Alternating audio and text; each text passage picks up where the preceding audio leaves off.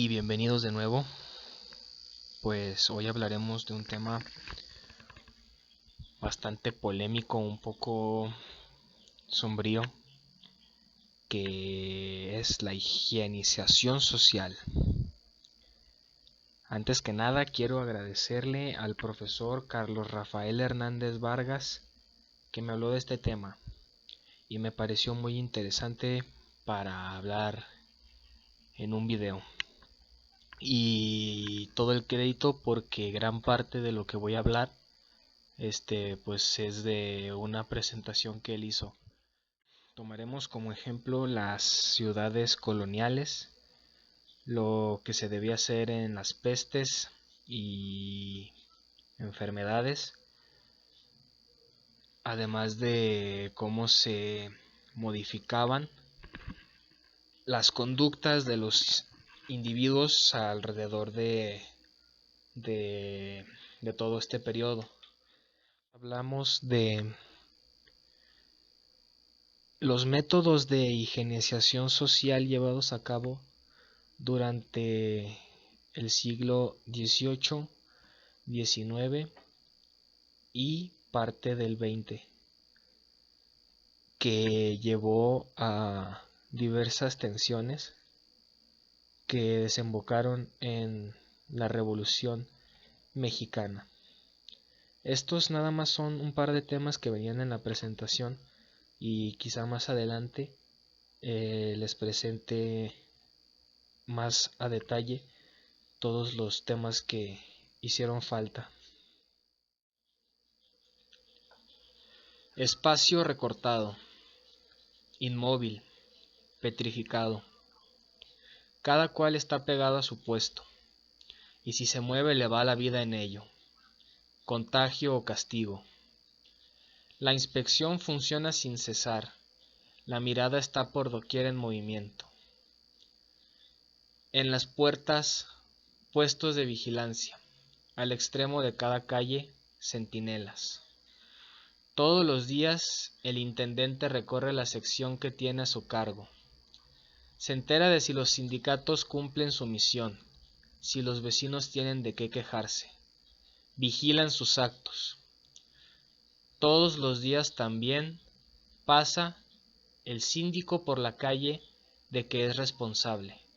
Se detiene delante de cada casa, cada cual encerrado en su jaula, cada cual asomándose a su ventana, respondiendo al ser nombrado y mostrándose cuando se le llama. Es la gran revista de los seres vivos y de los muertos. Esta vigilancia se apoya en un sistema de registro permanente, informes de los síndicos a los intendentes, de los intendentes a los regidores o al alcalde. Al comienzo del encierro se establece uno por uno el papel de todos los vecinos presentes en la ciudad. Se consigna el nombre, la edad, el sexo sin excepción de condición. El registro de lo patológico debe ser constante y centralizado. La relación de cada cual con su enfermedad y su muerte pasa por las instancias del poder, el registro a que éstas la someten y las decisiones que toman. Todo esto constituye un modelo compacto del dispositivo disciplinario. Todo lo anterior mencionado, el texto anterior leído, ¿no les suena familiar? ¿No es algo que incluso hasta la fecha de alguna manera lo siguen aplicando? Estamos hablando que todas estas medidas fueron dictadas de antes de las ideas de la Ilustración y que se aplicaron con la Revolución Francesa. Estamos hablando que cuando había una peste en una ciudad antigua, el confinamiento también estaba presente. Pero en aquel tiempo la vigilancia y el uso de la fuerza no estaba condicionada a las leyes. Es decir, las personas no tenían opción más que obedecer y callar. Actualmente tenemos la opción de decidir si estar o no encerrados en nuestras casas. Pero con la peste actual podemos ver que la propagación ha sido mucho más rápida, consecuencia de la manera en la que nos conducimos actualmente.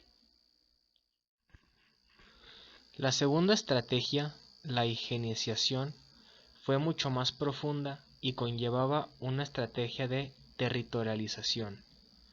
Entre el último cuarto del siglo XIX y las primeras décadas del siglo XX, los arrabales de la ciudad crecieron de manera continua. Se caracterizaban por ser espacios sin ninguna planeación urbanística, carentes de servicios de alcantarillado, agua o luz, atravesados por caminos agrestes y sin ninguna instalación sanitaria. Las casas, conocidas entonces como chozas o tiendas, eran pequeñas habitaciones fabricadas con barro y techo de paja, con iluminación y ventilación escasas. Allí las familias dormían y cocinaban en el mismo espacio interior, mientras que el exterior les servía como huerta, corral y baño público. Si entendemos este proceso de urbanización como el resultado de transformaciones socioeconómicas que alteraron la composición demográfica y los regímenes de propiedad y trabajo de la ciudad, también debemos considerar que el reordenamiento de los movimientos obreros a principios del siglo XX estuvo relacionada con este fenómeno. La década de 1910 se caracterizó por un resurgimiento de las protestas y reivindicaciones obreras. Este despertar se dio tras el acercamiento de los movimientos artesanales que habían irrumpido con fuerza a mediados del siglo XIX, con los sectores obreros vinculados al régimen industrial y fabril emergente.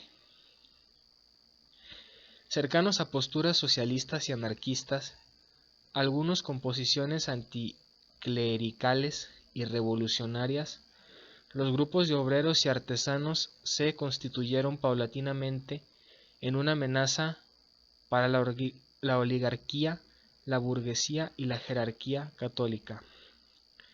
Organizados en asociaciones mutuales, obreros, patronales y sindicatos, estos movimientos aspiraban a obtener condiciones de vida óptimas, lo cual suponía mejoras en el ambiente laboral, jornadas de trabajo menos extenuantes, salarios acordes con sus necesidades, entre otras cosas. Estas iniciativas, permeadas por ideas de cambio, fueron interpretadas por las élites como un síntoma de agitación y como una amenaza que debía ser contenida. Se juzgó necesario implementar medidas que reorientaran la actitud de las clases obreras, intervenir la ciudad de los pobres. Fue una acción fundamental dentro de esta lógica, pues se trataba de un espacio caótico, sucio, inmoral y promiscuo, es decir, un caldo de cultivo para factores que amenazaban el orden y la tranquilidad social. La segunda, que tenía un alcance mucho más amplio, pretendía forjar la conducta de los obreros y los pobres en un esfuerzo por dar un paso necesario hacia la civilización. La regulación del tiempo libre, el fomento de hábitos de aseo, la lucha antialcohólica y antivenérea, la proscripción de los juegos de azar y la legislación sobre los espacios de habitación, escuelas y hospitales, entre otras muchas, significaba una policía interdisciplinaria que, combinada con el discurso higiénico y moralizante, contribuyó a consolidar un proyecto de educación universalista. Existen reglamentos barriales que expresan estas ideas de manera prístina. Han de estar excluidos de aquí los excesos de la bebida y todo lo que pueda contribuir a la deshonestidad, y por eso no hemos de asistir a cinematógrafos y otros espectáculos que son escuelas de corrupción. Se debe de fomentar con todo empeño la vida de familia cristiana, de modo que todos los ciudadanos de la casa, apenas se termina el trabajo, regresen a sus hogares. Además, para que la pobreza de ese palacio se respete y estime, ha de haber un aseo extremado tanto en las personas como en las casas. El diseño de una forma de vivir determinada por una estructura de los barrios y por las normas que los regían, hizo parte de una amplia labor civilizatoria que las élites asumieron como una responsabilidad con el progreso, la sociedad y la patria. Eliminando los focos de infección material y moral, pensaban era posible acabar con las enfermedades que asolaban a la ciudad. Con las conductas que degeneraban en el crimen como el alcoholismo y la prostitución, y con los signos de atraso que frenaban el desarrollo. De la misma manera estaban convencidos que una labor educativa óptima podía garantizar que los obreros dejaran a un lado las costumbres que contradecían al espíritu industrial burgués de la modernidad. No es de extrañar que un articulista, quien promovía la proscripción de la vestimenta indígena, señalara lo siguiente: el calzón es un vicio, como otro cualquiera, con el añadido de que fomenta la pobreza tanto como el alcohol. No tiene nada de cómodo porque maniata a quien lo lleva. El uso del calzón peca contra la moral, porque pocos deben ser los rateros que no lo llevan. Los obreros europeos no usan calzón, y son más ágiles y aparecen más bien presentados y más distinguidos que los que lo usan entre nosotros. De ahí que a nuestro pueblo con calzón se le desprecie y se le tema. De la mano de estas políticas e iniciativas surgieron propuestas para erradicar los arrabales. Las chozas constituían una amenaza para la salubridad de la ciudad y por lo tanto se obligaba a sus propietarios a emprender las reformas necesarias con el objetivo de que cumplieran las normas de higiene que exigía la arquitectura moderna.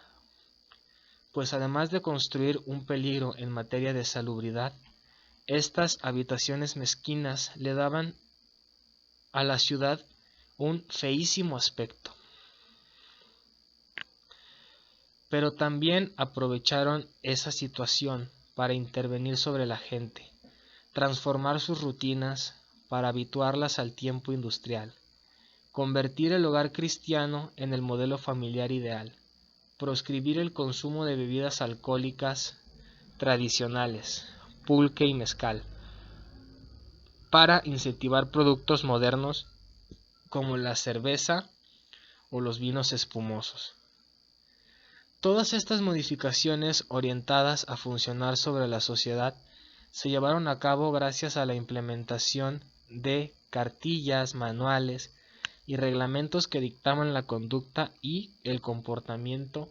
En el mismo sentido, se promulgaron leyes y directrices cuyo objetivo fue sanear el espacio, las acciones y las rutinas de los habitantes más pobres. El orden socioeconómico que empezó a imperar en América Latina hizo el último cuarto del siglo XIX las tensiones sociales que, sin ser nuevas, sí ocuparon escenarios que anteriormente eran inexistentes.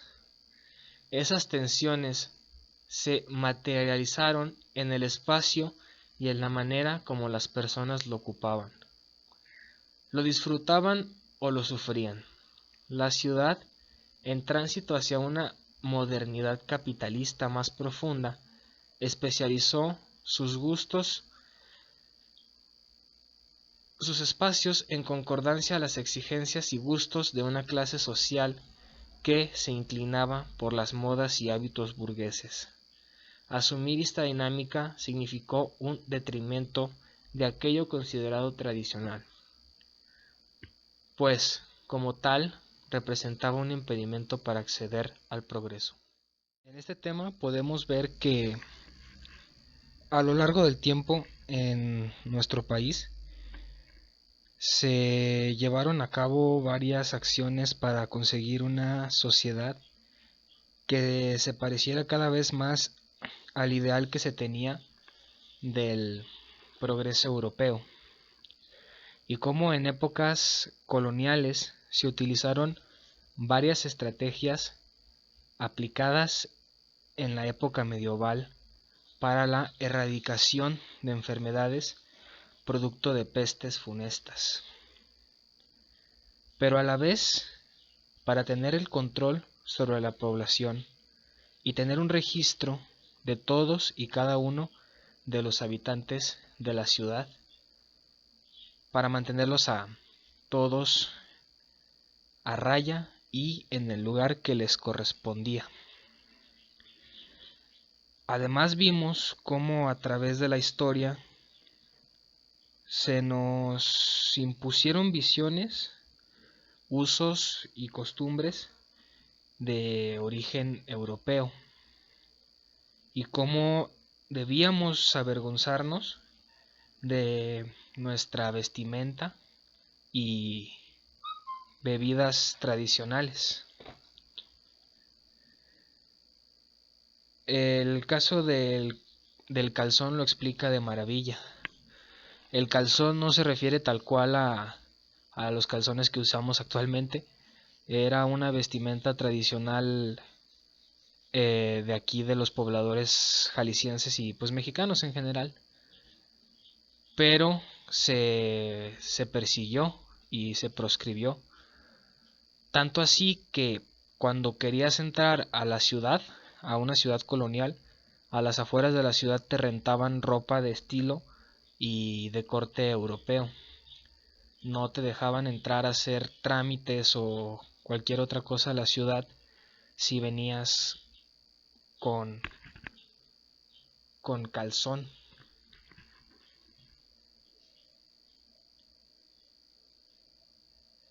Además de adecuar a la población para que pues pudieran vivir en un estado de represión de impulsos, eh, para pues poder garantizar de alguna manera el orden social, fue cuando se empezó a perseguir muchísimo el ocio y la vagancia para tener pues una sociedad cada vez más disciplinada.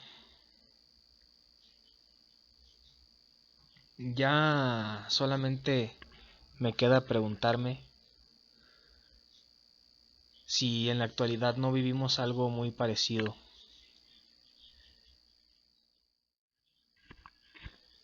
En la ciudad donde yo vivo es muy común ver cómo a las personas de escasos recursos cada vez se les va expulsando hacia las periferias de la metrópoli.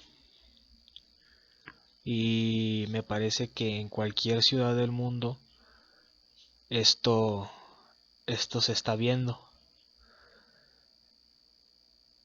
La estrategia pues es simple. Cada vez los espacios para vivir cerca son simplemente inalcanzables para la mayoría de las familias de escasos recursos. y al ser expulsados a las periferias, las zonas que quedan más cercanas a la ciudad son adaptadas para pues personas que sí puedan pagarlas o adecuadas para el uso comercial. Y en el ámbito de la vestimenta, pues me parece que la cosa sigue siendo igual, ya que con la globalización, pues básicamente todos se están vistiendo de la misma manera.